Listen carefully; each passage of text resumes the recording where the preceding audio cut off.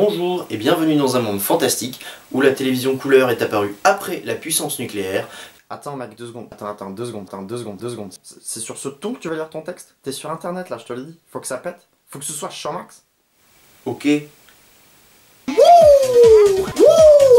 les bras! Je suis Squeezie, je vais vous taper. C'est de la folie pure!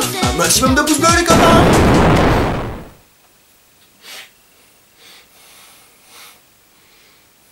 C'est toi? Hey, salut les kids! Bienvenue dans un monde où l'on fait des films sur des lions qui louchent et sur des enfants handicapés. Bienvenue dans un futur sans jetpack, mais où les robots se suicident sur leur lieu de travail. Un futur où pour devenir dentiste, les enfants se mettent à tuer des animaux et où les avocats protestent avec des goodies Warner Bros. Bienvenue dans un présent que n'avaient pas prévu nos parents. Un futur où la pop culture est à l'image de notre monde, plus étrange que jamais. Bienvenue dans cette nouvelle chronique cinéma Orange Pulp. Abonnez-vous à ma chaîne. Et t'es qui toi? Une espèce de punk? Je déteste les punks, tu sais. Aujourd'hui les kids, nous allons parler d'un film pour enfants prenant pour héros un adorable petit chat. Chatran, ou Milou et Otis aux États-Unis, mais ça on s'en fiche, c'est ça. Et tous ceux qui viennent d'esquisser un sourire attendri viennent de se faire avoir par l'équipe marketing du film. C'est comme ça. Parce que Chatran au final, c'est plutôt ça. Un chat, tout seul. Y a pas le chien du coup? T'es venu là pour me couper la parole ou?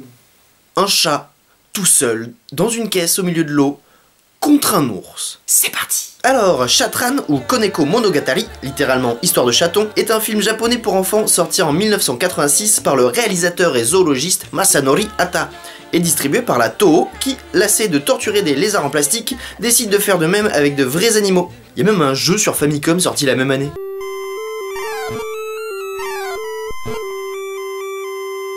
Pour ce qui est du film, tout commence sur une musique douce avec une voix off qui nous annonce que les enfants ressentent la peur, le doute, la peine. Les enfants et les grandes personnes vivent dans des mondes différents. Puis la voix change pour nous présenter notre héros Chatran. Il est roux, strié de blanc, Comme le soleil vu à travers les branches de la forêt. et qui a le pouvoir de changer la couleur de ses yeux, regardez. Là ils sont jaunes, bleus, marrons. Il voit le jour avec ses frères et sœurs dans une campagne bucolique, jusqu'au jour où, probablement poussé par un technicien, il s'en va découvrir le monde, ses serpents, ses crabes, ses rivières, et la présence de cette caisse me fait déjà peur.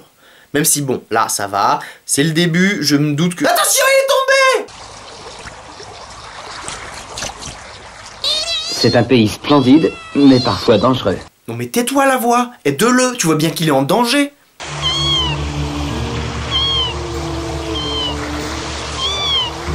Bon, heureusement sa mère vient le chercher. Suite à ça, nous découvrons Pousquet, Son ami des premiers jours. Son ami de toujours. avec qui il joue à cache-cache dans des endroits aussi hygiéniques que logiques. Seulement voilà, Chatran se cache dans cette damnée caisse en bois et arrive le moment décisif où toute l'équipe technique abandonne Chatran à une mort certaine. Au revoir, gros bisous. Non mais sans blague, ça c'est pas mignon. C'est juste glauquissime. Et comme si ça suffisait pas, dans la minute qui suit... Et pour les petits malins qui pensent que c'est juste du chant contre chant et qu'ils ne l'ont pas vraiment fait, si, ils l'ont fait. Il y a même Pousquet qui vient se battre. C'est un carlin les gars. C'est déjà pathétique de le voir nager, c'est pas la peine de le jeter sur un ours. Allez, je le fais. Non mais regardez ça. Ils ont l'air de jouer selon vous. Et rappelez-vous que derrière la caméra, il y a plein de gens. Et qu'il n'y en a pas un qui bouge. Bon, après ça, nous retrouvons Chatran, toujours condamné à l'errance dans son carton, qui maintenant se dirige par les hasards du cliché vers une cascade. Ça, on peut dire que c'est un vrai cascadeur. Dis donc, c'est rigolo ça. Ben ouais, qu'est-ce que tu crois? T'as pas le monopole de l'humour. Non, mais moi j'ai mes deux parents. Du coup, la cascade est... Oh mon dieu, la cascade! Vous avez tué combien de chats pour faire cette scène? Hashtag le pauvre. Il y a même la voix off qui se moque de lui. Chatran avait peur, mais en même temps il était très excité par l'aventure. Ensuite la nuit tombe, la première voix off revient pour dire n'importe quoi. Les rivières sont les enfants de la mer. On voit Pousquet qui tente de retrouver son ami malgré les pièges du réalisateur. Et son flair l'amène à la caisse de Chatran qui est accosté dans un marécage lugubre et boueux. J'appréhende tellement chaque nouveau décor. Mais non, regarde, tout va bien, il a même pas les pattes sales. Ah ouais. Et Chatran alors? Il est déjà parti, il va bien, il boite. Oui, au bout d'une demi-heure de film, il finit par accoster. On pourrait croire qu'il est enfin tiré d'affaire. Non. Une tempête de sable, des champignons indigestes, de la pluie. Combien de millions sont les enfants des œufs? Sinon là c'est le quart d'heure folie où Pousquet s'amuse avec un renard et surtout où Chatran rencontre un poney. Bref, après ce passage un peu niais et relativement bas sur l'échelle de la cruauté, il faut l'avouer, il découvre une voie ferrée et doit faire face à un train. Quoi? Non, ils ont pas fait ça.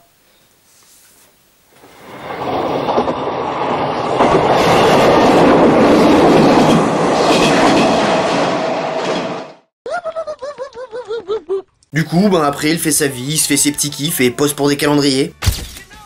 Il trouve un petit cochon égaré, le ramène à sa famille, il apprend la pêche, mais se fait piquer son repas par un raton laveur et un ours. Mais fort heureusement, après toutes ces péripéties, il retrouve enfin Pousquet.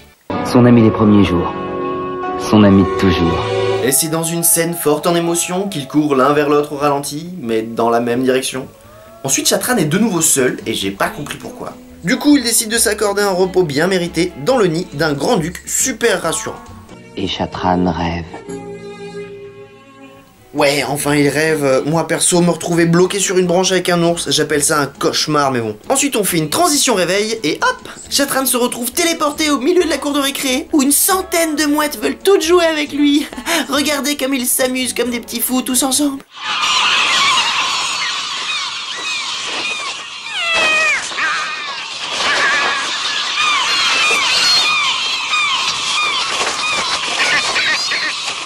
Il dut sauter à la mer et revenir à la nage.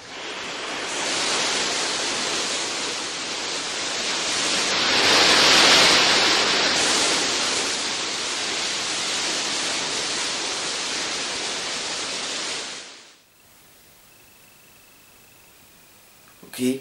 Du coup, il est complètement trempé, mais fort heureusement, il aperçoit une petite cabane de plage dans laquelle il pourra s'abriter. Il y a quelque chose qui va encore lui tomber dessus, c'est ça? Et cette fois-ci, Chatran tombe sur un ours. Encore. J'en avais pas marre avec les ours. C'est le 4e. Et puis c'est trop pour un chaton, c'est déséquilibré. Bon, au moins, il est à l'abri dans la cabane, là, il risque rien. À moins qu'il sache ouvrir les portes. Foutez-lui la paix à ce pauvre chat. C'est pas croyable. On voit même l'ours lui mordre carrément la patte à un moment. Fatality. Bon, forcément, il s'enfuit. Il rencontre encore une fois un serpent, pour le fun, mais dans un arbre cette fois, sa branche casse et il tombe dans un trou que le chef-op avait probablement creusé exprès. Mais par une pirouette scénaristique, Pousquet le retrouve pile à ce moment-là et décide de l'aider en lui lançant une brindille. Ah ouais, cool, merci. Pousquet se met alors en mode MacGyver et lui tresse une corde. Et c'est enfin les retrouvailles entre nos deux amis de toujours. Ils peuvent à nouveau jouer ensemble, dormir, se péter au nez. Attends, quoi? Encore? Ouais, c'est ça, j'ai pas rêvé, il lui a pété au nez. Bon allez, on enchaîne. On arrive à l'automne où Chatran rencontre Neige, une femelle blanche avec laquelle s'accoupler. C'est le film, c'est pas moi. Seulement, Neige ne s'entend pas bien avec Pousquet, étrangement. Donc ce dernier est tout simplement exclu du couple. Pardon? L'amour est égoïste. Il peut aussi rendre cruel. De quoi? Quand et comment doivent faire les enfants pour connaître le moment de partir vers le monde des grandes personnes? Alors désolé mesdames que ce soit encore une fois de votre faute, mais la crotte, c'est ton ami. C'est même ton seul ami. Je voulais certes pas voir une bromance animalière, mais là il t'a cherché pendant des mois tout de même. Il s'est battu contre un ours pour toi, alors qu'il est physiquement pas du tout fait pour. Qu'est-ce que c'est que cette absence de morale? On dirait le voyage d'Arlo. Si ça se trouve maintenant il est mort, et toi tu t'en fous. Ça y est, regarde, c'est l'hiver. Il est mort, j'en suis sûr. Il est mort. Toi t'es tiré ton coup et lui il est mort. C'est pas cool ça, Chatran. C'est ce qu'on fait dans les dictatures. Mais il est pas mort du tout, il revient au printemps. Non, c'est faux, j'y crois pas. C'est une doublure. Mais pas du tout, regarde, il a même fait des bébés. Ils ont tous fait des bébés. C'est la fin de l'hiver, ils se retrouvent tous et sont heureux. Tout est bien, qui finit bien. Il y a même un générique de fin super dynamique.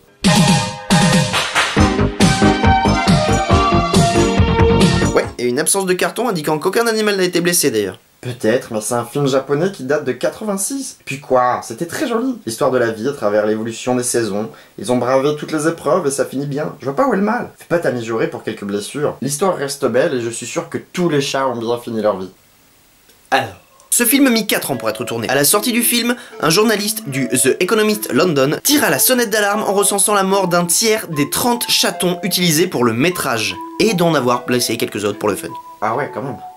Jackie Kent, fondatrice de l'organisation Animal Liberation Queensland, quant à elle, annonça le meurtre d'au moins 20 chatons. Et enfin, l'American Human Society pète les scores avec un total de 27 chatons morts au final. On peut faire un body count devant Shatran. Sans blague, il meurt plus dans le film que dans le jeu. Cependant, l'absence de groupe de défense des droits des animaux sur le tournage empêche toute affirmation sur ces chiffres. Oui, n'ayant aucune preuve, les décès de chatons dans Shatran ne sont hélas que soupçons et spéculations. On va quand même en compter quelques-uns. Au pays de Candy, comme dans tous les pays, on s'amuse, on pleure, on rit, il y a des méchants et des gentils. Voilà quoi. Vous vous rappelez de la scène où il boite ? Le réalisateur lui-même fut accusé d'avoir volontairement cassé la patte d'un chat pour donner l'illusion. Ceci n'est pas mignon, ce n'est pas digne d'un conte magique et féerique, et ce n'est pas une bonne idée non plus. Vous en voulez encore ? Il existe au moins 3 montages différents de Shatran. Japonais, européen, américain. La version anglo-saxonne bénéficiant même de voix pour les protagonistes. Pourquoi je vous dis ça ? Parce que la version japonaise contient 15 minutes supplémentaires. Je me demande à quoi peuvent ressembler les scènes coupées de Shatran. Alors, les scènes avec les ours sont toutes plus longues, normal. La scène avec les rapides aussi. On voit carrément la tempête de sable lui arriver sur la tronche et ils font face à des vaches. Shatran fuira, mais Pouske devra se battre contre elle jusqu'à se faire écraser. On assiste à la naissance d'un veau et à sa mort. Des corbeaux essaieront de le manger, mais ils en seront empêchés par Pouske, ce qui explique pourquoi ils ont été séparés d'ailleurs. Mais je ne pense pas que ce soit le pire. Vous vous souvenez du moment où Shatran eut d'un seul coup envie d'aller nager dans la mer ? Je vous offre le vrai montage.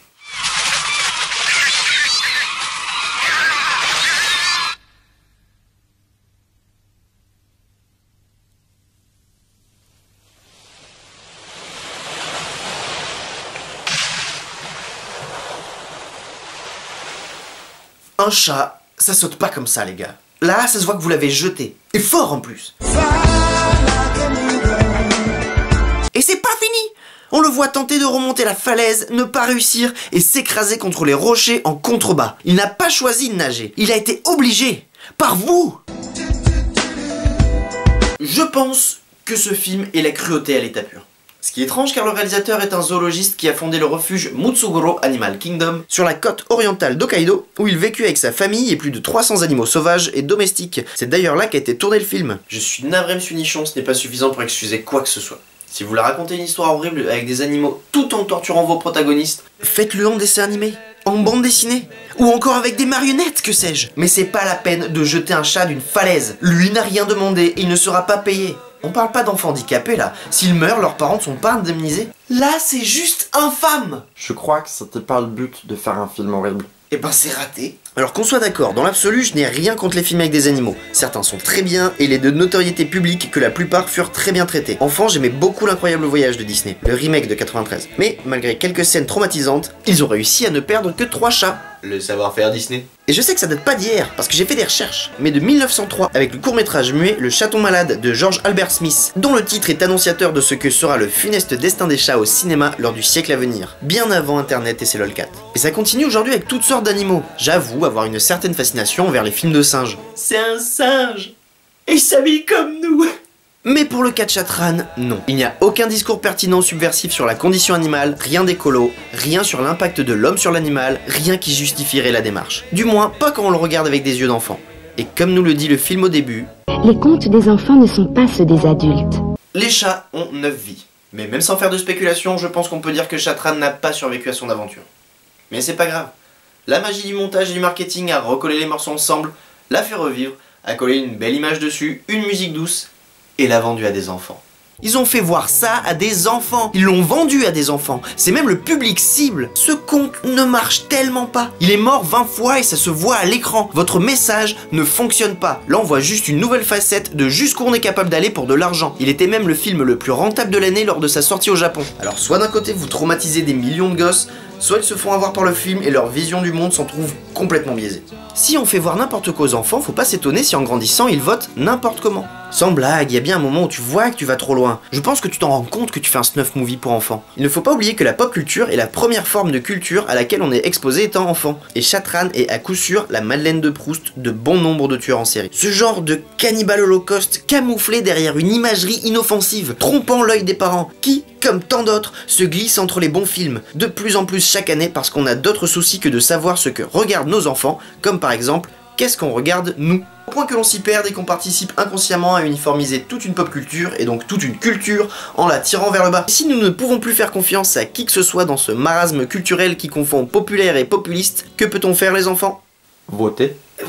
Ouais, j'allais dire rentrer dans le rang ou combattre. Non, c'est mauvais ça. Ça incite à la violence, ça, tu vas te faire hashtaguer. Le vote, c'est mieux, ça fait Charlie. Ok.